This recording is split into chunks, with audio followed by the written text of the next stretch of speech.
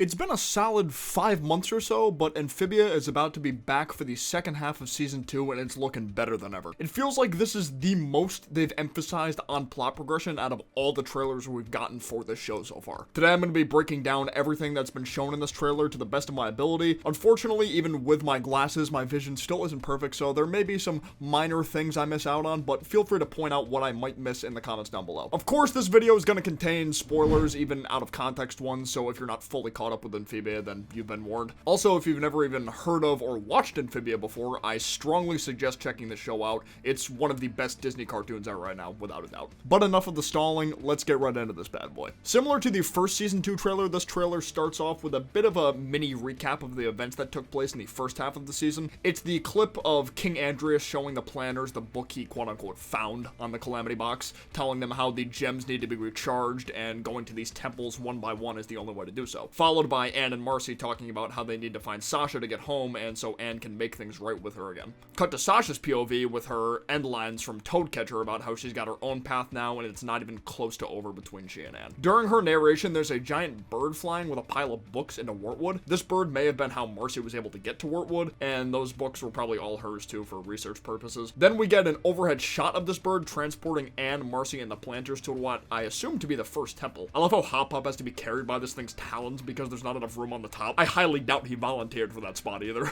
And I say this about the first temple because the following clip is showing various angles of the first temple with the whole gang including the bird outside. This temple is without a doubt Marcy's, so if this is the first temple episode, a lot of the puzzles slash challenges in there will require more work from her than anyone else. As we can see from the outside, this entire temple is green colored themed, plus there's brain-shaped statues slash sculptures outside. The icon of a brain was what was used in King Andrias' book for the green gem, in case anyone forgot. Here we see the gang walking through some snowy terrain with Marcy holding a green gem that looks a lot like the green gem from the Calamity Box. See, my question here is this a completely different gem that was found at the end of the temple, or is it the exact same one from the box? Because she's holding this gem by itself. It's not attached to the box. You know, so there's a chance this isn't meant to be the gem for the box, but rather another green gem whose sole purpose is to show the pathway to the next temple. Likely Anne, since at the end of this clip, the light from the green gem connects to a blue archway while removing Frog from the air. Since Anne is the blue gem, this clip is either from the end of the first temple or the beginning of the second temple. My theory on the order of the temples is all coming together. The look of the first temple matches the look of the temple on the far left of Andrias' book. Green gem connects to the archway. There's an archway picture for the second temple in the book. Now moving on to temple number 3.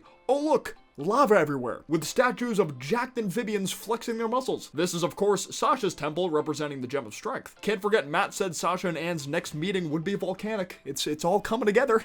Here we see Sprig and Ivy hopping through some trees. Ivy is carrying a bindle, so this clip is likely from the episode Ivy on the Run. The synopsis for that episode is Ivy is tired of her mother's strict rules, so she concocts a plan to run away. Having a cartoon character carry a bindle is the perfect way to show them running away in a cartoon.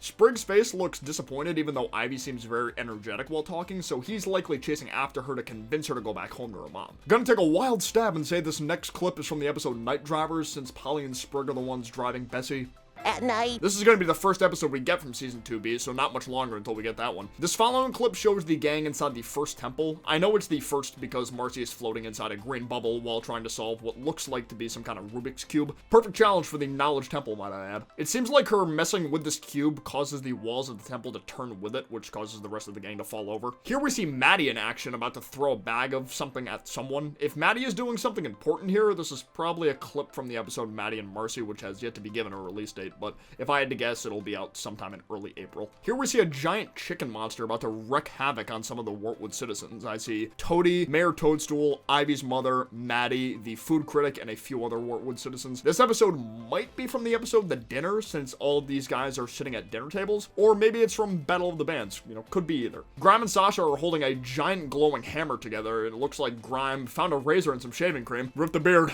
Rip the beard.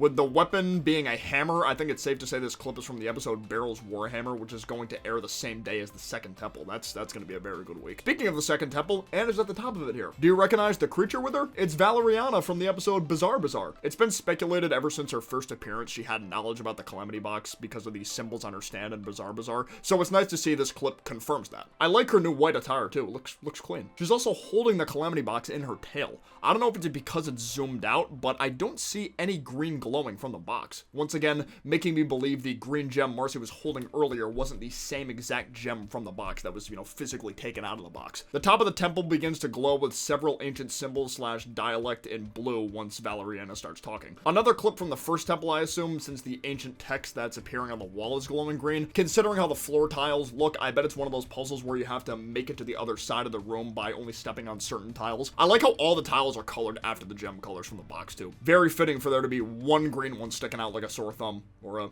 green thumb.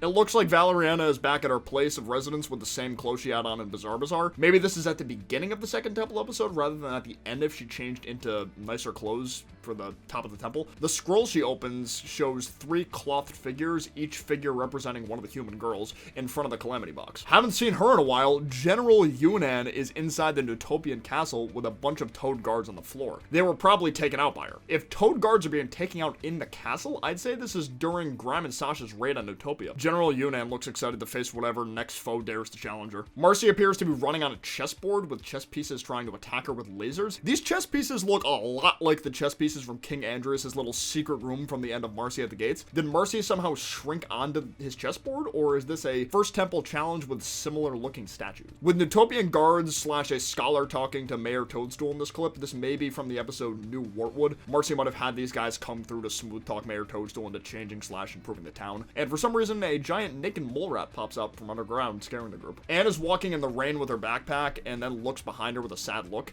Since it's raining, I'm gonna say this is from the episode After the Rain. This is an episode I've been waiting for a long time. The synopsis implies Hot Pop is going to finally tell Anne the truth about the Calamity Box. We're finally going to know why he thinks it's so dangerous to the point of burying it with the gems grayed out and not telling her. And maybe this is Anne's reaction to finding out about it being buried. Here we see Marcy, without a doubt, in the same room where King Andrias' chess pieces are, since she is slamming down those pieces while ranting angrily. I'm not able to make out the words she's mouthing, but if anyone out here is really good at reading lips, let me know what you think she might be saying. And why is she so angry anyway? Is she revealing her true colors, or is she mad about Andrias revealing his? This is the coldest shot in the whole trailer. I don't care. The way the music syncs up with Sasha drawing her sword like that, the floor cracking too, it looks so badass. I love it. Considering the entire room is glowing the color of Sasha's gem, this clip is likely taking place inside the third temple, and there's, lava on the outside too, so. Get a quick silhouette shot of Sprig and Polly running through the rain, once again, from After the Rain. Anne and the Planner family are underground getting attacked by some type of squid monster? Honestly, I have no clue what's going on in this one. Nothing in the background or anything is providing enough context for me to figure out what episode this could be from. So the reason Sasha drew her sword was to defeat this giant molten rock monster with a club. Defeating this thing will likely activate the pink / purple gem on the box. He looks like the final boss type for a temple. It makes sense she'd need to win a fight to conquer a temple based around strength. And the Planters and Marcy are inside Valeriana's home looking at the scroll previously shown in the trailer. So that molten rock monster Sasha was fighting, it looks like Anne is there too. The timeline is getting a little wonky for me here. Is this before or after the Toad army is attacking Nutopia? Did Sasha and Anne come to this temple separately and are working together against their wishes if it means defeating this thing? I'm getting a tad confused here, not gonna lie. Here we see baby Anne and Marcy crying on a playground. Then at the top of a slide, baby Sasha is in the background yelling something. If I'm correct, it looks like she's mouthing, "Leave those girls alone." So we're getting a flashback clip of how those two first met Sasha. And Sasha is standing up for Anne and Marcy, who look like they're getting bullied on the playground. Here we see Anne talking to the Planners, tugging them in for a group hug while there's a book on the table, and I'm willing to bet this is the same book Hop Pop read about the Calamity Box. Whatever it said, the family still seems to have reached some kind of compromise on what to do next, which is to be expected, of course. It's just, I want to know what that kind of compromise was. After Sasha stands up for Marcy and Anne, Anne introduces herself and Marcy. It looks like Sasha actually might have beat up whoever was messing with them because she has a bruise on her forehead that wasn't there before. Then Sasha says, "I'm Sasha, Sasha Waybright." That was really easy to read. Here we get Sasha and Anne on top of what I assume to be King Andrias' castle, since there's flags there. But it looks like Sasha is surrendering or refusing to fight because she has both hands up in the air. This is why the timeline feels confusing. If this is happening in true colors, then they had to have worked together against their will in the third temple. For Anne to look as pissed as she does, even with Sasha's hands up, I find it hard to believe things are back to normal with those two. But maybe the Newtopia invasion happens before the third temple. Maybe the Newtopia invasion happens in Toad to Redemption. I just don't know yet. The promo ends with Frobo showing off some of its cool farming skills, which of course makes Hop Pop fall in love with it.